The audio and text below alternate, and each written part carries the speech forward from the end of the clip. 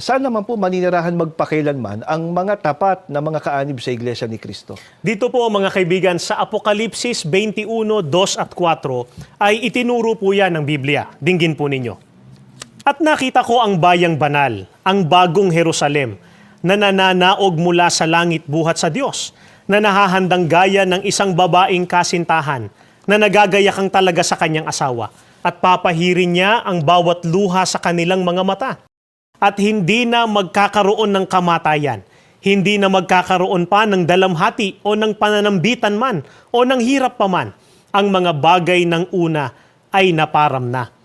Mga kaibigan, ayon po sa Biblia, sa bayang banal po maninirahan ang mga tapat na kaanib sa Iglesia ni Cristo. Doon po, wala nang pagluha, wala na pong dalamhati, wala nang hirap, higit po sa lahat, wala na pong kamatayan.